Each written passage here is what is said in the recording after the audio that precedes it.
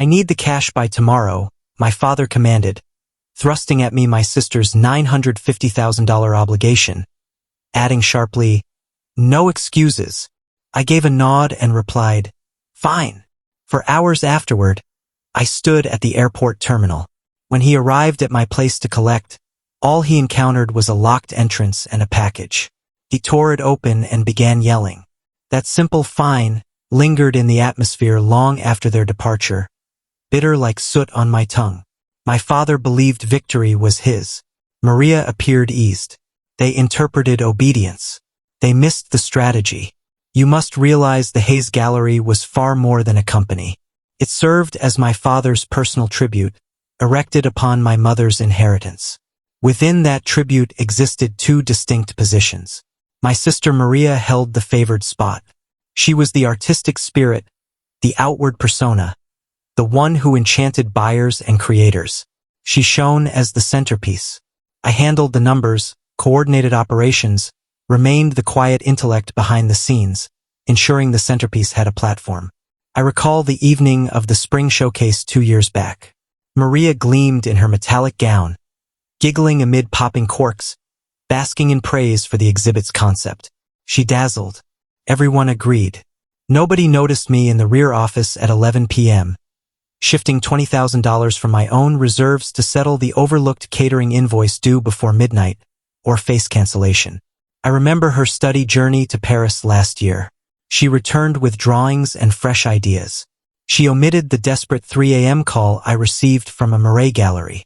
Maria had unintentionally harmed a mid-century piece, and the coverage she was meant to arrange had never been submitted. That error cost me $45,000. From my pocket, not the gallery's. "Just handle it, Abby," she murmured on the line. "You're excellent at handling things." And I did. I always handled them. I was the dependable one, the steady one, the person who oversaw transport records, corrected the falsified records Connor, her artist spouse, kept botching, and absorbed the shortfalls from Maria's unsuccessful sale attempts. My efforts resembled unseen writing. They supported the whole narrative, yet vanished once attention turned to Maria. I was the problem solver, the unseen force, the de facto financial head of their lavish, reckless existence. And exhaustion had overtaken me. For years, I questioned myself, why? Why persist? Why embrace a position I never sought?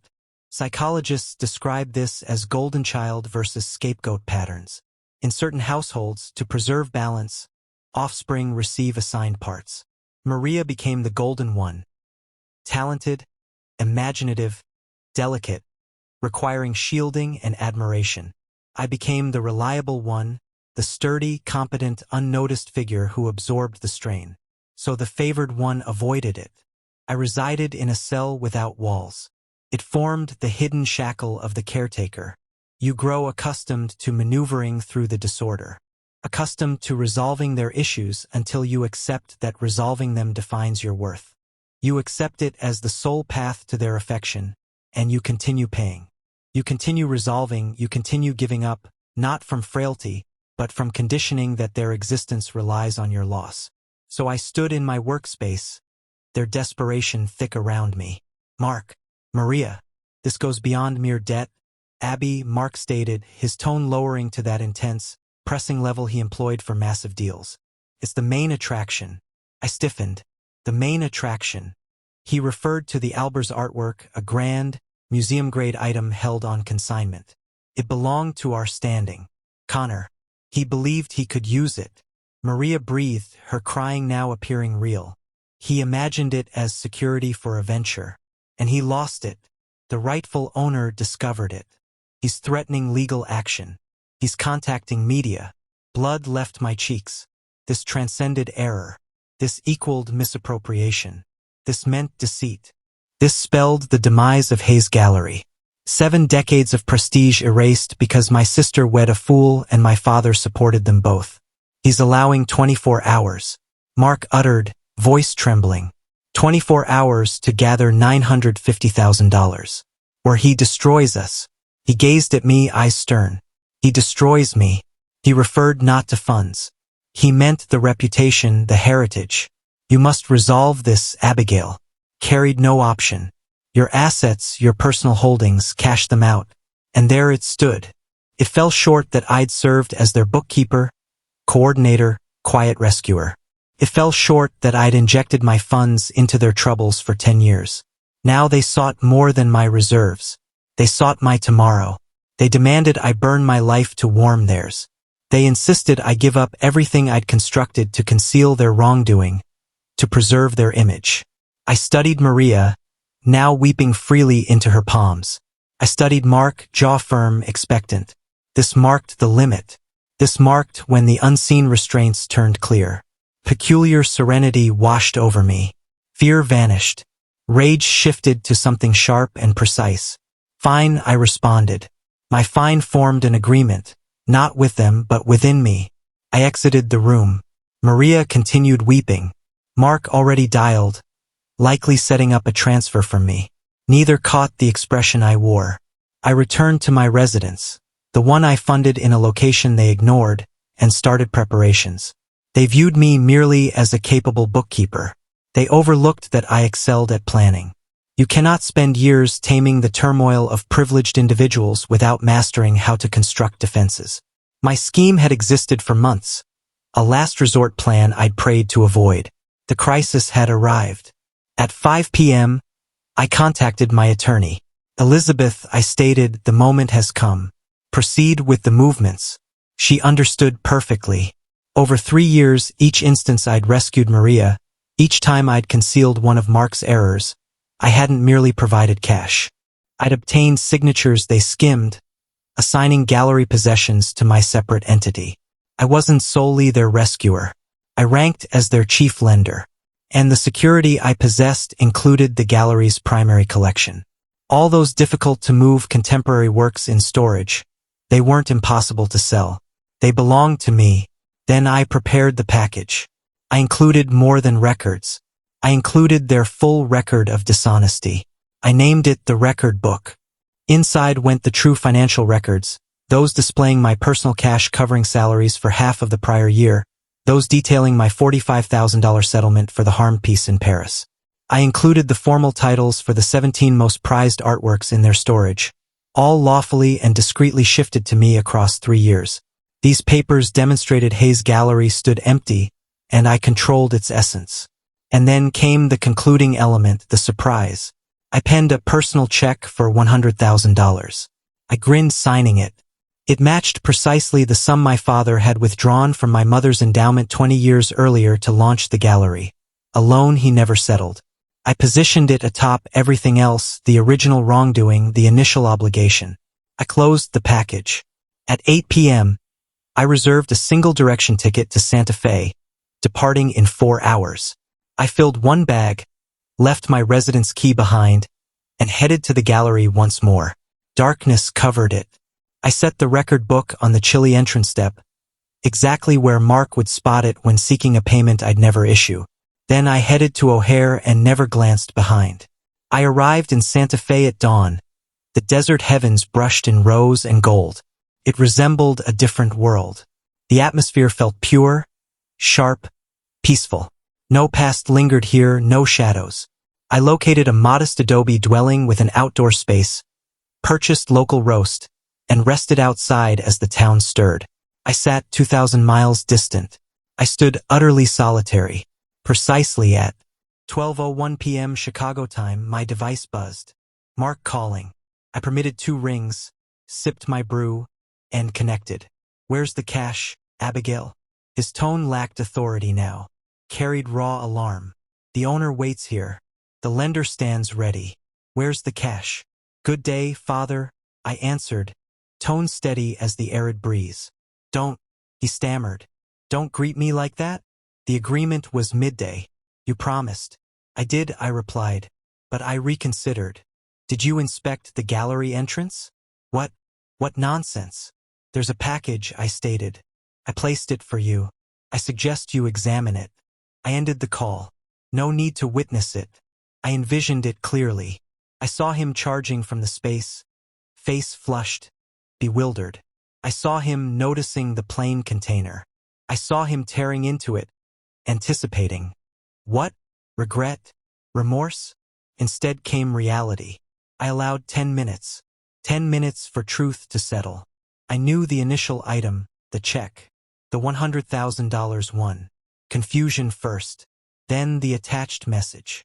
Repayment of the starting advance from mother's fund. Balance cleared. Then I knew he'd dig deeper. I imagined his palms, the ones patting me recently, quivering as he scanned true records, page upon page of my funds sustaining their luxury. Salaries, transport, Maria's study voyages. I imagined his complexion fading as he grasped it extended beyond my funds. He'd view the titles, the unbreakable legal evidence, the 17 top artworks in his storage, the Albers, the Frankenthaler, the Twombly. He'd understand he couldn't liquidate them for the obligation, couldn't borrow against them, couldn't act, because they no longer belonged to him. They belonged to me. He'd comprehend the 7-decade heritage of Hayes Gallery amounted to vacancy, and I possessed the structure. My device rang once more, Maria this time. I connected. No words arrived, only a wail, a primal cry of utter dread. Abby? Abby? What have you done? The owner threatens authorities. Dad? Dad remains frozen. He's simply gazing at these documents. What have you done? I did precisely what you requested, Maria, I answered. What we requested, assistance. No, I stated, my tone so icy it startled me. You requested resolution, and I provided it. I resolved the damaged element, myself. But the funds, the $950,000, what now? She wept.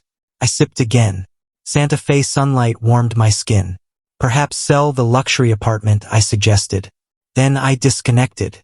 I blocked them afterward. Silence became necessary. Weeks flowed. Chicago turmoil reached me as faint ripples. My attorney relayed that gallery holdings faced seizure. The owner's suit succeeded, and with the gallery reduced to insolvency, pursuit turned personal against my father. Maria sold her residence, yet it fell short. Far short.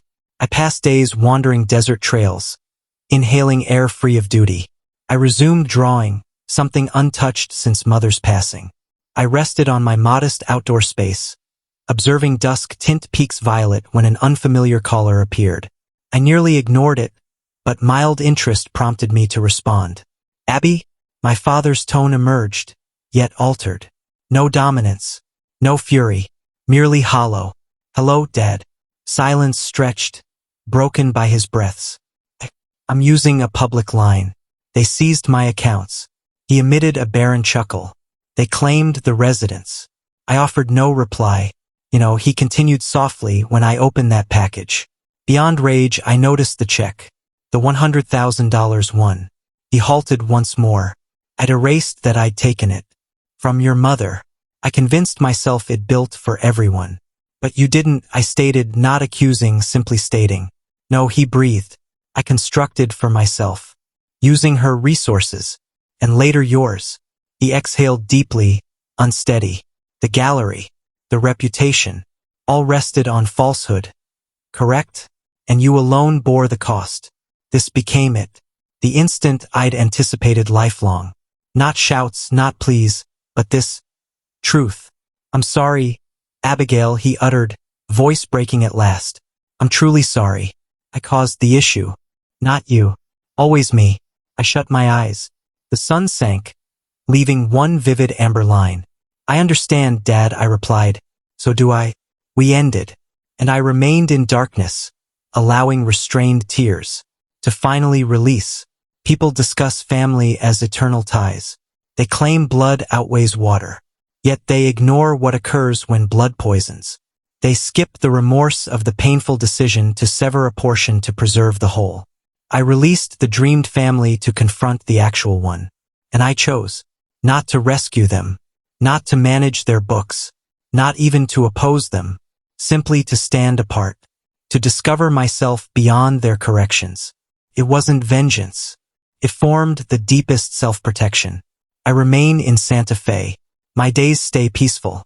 I launched a modest advisory service, a solo operation aiding nearby creators with commerce aspects of art, pricing pieces, handling stock, safeguarding futures. I'm not creating a dynasty. I'm assisting others shape theirs. Last week, an unknown sender texted. The photo arrived. Maria in basic coffee shop attire, displaying a latte with clumsy foam design. The message read simply, "My initial try is poor, but I crafted it alone." I smiled, and for the first time I replied, "This progress. What are your thoughts on Abigail's ultimate decision?" Share your own experience in the comments. And remember to like and subscribe. I read them all. Don't forget to like, subscribe, and hit that bell icon so you never miss a twist. Stay tuned to Reddit Tales Times for your daily dose of drama, laughs, and unbelievable stories.